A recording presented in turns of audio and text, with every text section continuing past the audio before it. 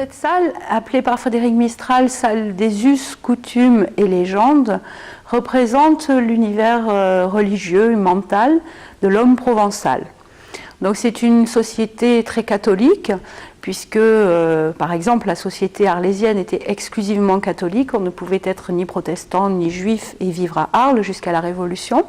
Et donc c'est une ville aussi dans laquelle vivait un grand nombre de religieux, puisque sur 20 000 habitants, il y avait environ une trentaine d'établissements religieux installés, qui avaient certainement une grosse influence sur les mentalités et sur le déroulement de la vie quotidienne arlésienne. Donc nous verrons dans cette salle que l'univers religieux est souvent mêlé aux croyances et aux superstitions qui sont pratiquées en Provence jusqu'au début du XXe siècle. Les nombreux pèlerinages qui existaient autrefois en Provence, il reste aujourd'hui le pèlerinage à la Sainte-Baume, sur les restes où les pèlerins vont se recueillir, sur les restes de Marie-Madeleine, en fait, de Sainte-Madeleine. Il reste le pèlerinage à Notre-Dame de la Garde, le pèlerinage à Saint-Victor, à Saint-Jean du Bossé. Et tous ces pèlerinages, en fait, existent parce qu'il y a à l'origine un miracle qui s'est déroulé dans le lieu du pèlerinage, ou les restes d'un saint, des restes qu'on appelle des reliques.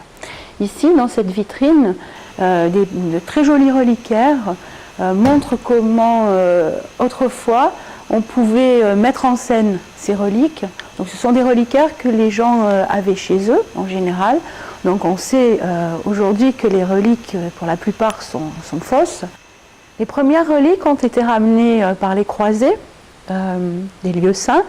Et ensuite, voyant l'engouement que les chrétiens, voyant l'engouement des chrétiens pour ces reliques, les Turcs principalement nous ont vendu toutes sortes de restes qui provenaient soi-disant de tombes de saints.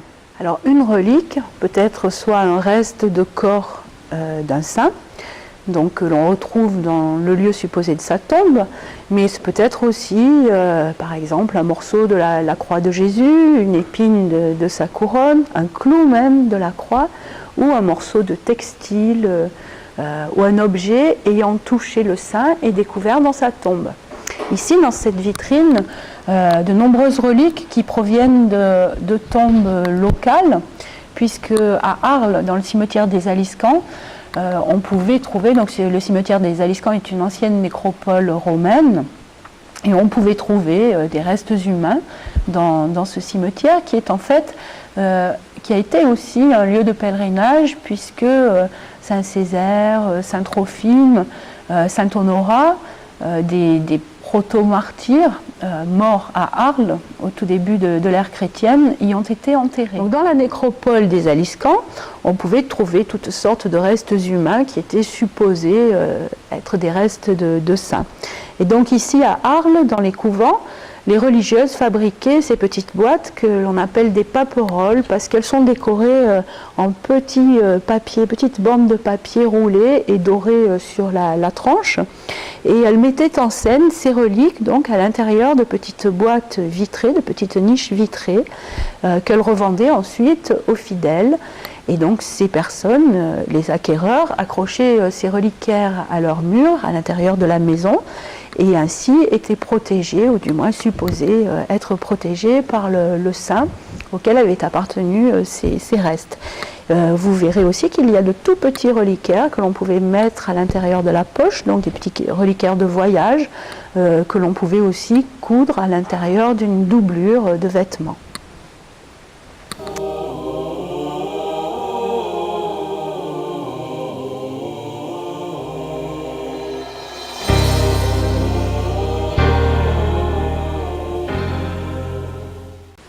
Donc si les reliques des saints pouvaient avoir des fonctions magiques, il y a des objets qui étaient utilisés de la même façon contre les maladies, le diable, le mauvais œil.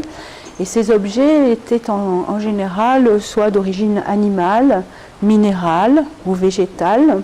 C'est ce que l'on appelle des amulettes et des talismans. Donc ici vous avez une collection qui a été réunie par le docteur Marignan, qui était un ethnographe. Donc, parmi les plus extraordinaires, vous avez les petites pierres de Sassenage, qui est une rivière près de Grenoble, dont l'eau est réputée pour être très très pure. Et donc ces petits cailloux que l'on ramassait dans le cours d'eau étaient glissés sous les paupières en cas de maladie des yeux. Et donc on pensait que la pureté de l'eau de Sassenage, contenue par les pierres, allait purifier l'œil. Donc la pâte de blaireau que vous voyez là montée en pendentif protégeait du mauvais œil, tout comme le crapaud à côté, le crapaud tire-venin que l'on pouvait mettre sous le lit en cas de peste. Donc on pensait que le mauvais œil serait puni et que donc tout ce qui était laid, hideux, comme le diable et le mauvais œil, pouvait le chasser.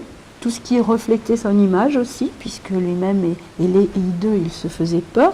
Donc les miroirs, les terres vernissées, les galets vernis. Et bien sûr, tout ce qui est pointu, puisque le mauvais œil est un œil, et donc il peut être crevé. Et j'oubliais aussi tout ce qui fait du bruit. Donc tout à l'heure, vous avez vu les enfants chasser le fantastique avec des instruments de musique. Eh bien, les grelots pouvaient aussi chasser le mauvais œil. Donc, comme les pattes de taupe, les dents d'animaux pouvaient aussi chasser le mauvais œil. Nous avons là dans la vitrine, par exemple, des dents de requin montées en pendentif, ou des dents dites de bestie, donc dents d'animaux, qui peuvent être aussi montées en épingle. À côté, un petit sachet contient de la poudre d'os de mort. Donc cette poudre était utilisée pour stopper les crises d'épilepsie. Donc on pendait ce petit sachet autour du cou des épileptiques, car on pensait que la crise d'épilepsie était un combat contre la mort, venu chercher l'âme donc de la personne en crise. Et pour faire fuir la mort, rien de mieux que de la poudre d'os de mort qui agissait contre le mal. Donc à côté, des pierres de couleurs différentes étaient aussi portées en pendentif. Donc par exemple la pierre rouge, qui est appelée la pierre de sang, protégeait contre les maladies du sang ou hémorragie, alors que la pierre blanche agissait favorablement autour du cou des nourrices et leur permettait de garder le lait. Donc le principe en fait est simple, c'est que ces objets agissent soit par répulsion, soit par analogie de forme, de couleur, contre le mal dont ils protègent. Vous avez là un petit objet ensuite, que vous verrez ensuite, qui est très amusant, qui est un petit écu, sur lequel sont accrochées des petites pattes de taupe. Donc ce petit écu rouge était accroché autour du cou des enfants dont les dents étaient en train de percer, et on pensait donc, encore une fois par analogie, que les dents, à l'image des petites pattes, allaient creuser la gencive comme les taupes creusent la terre.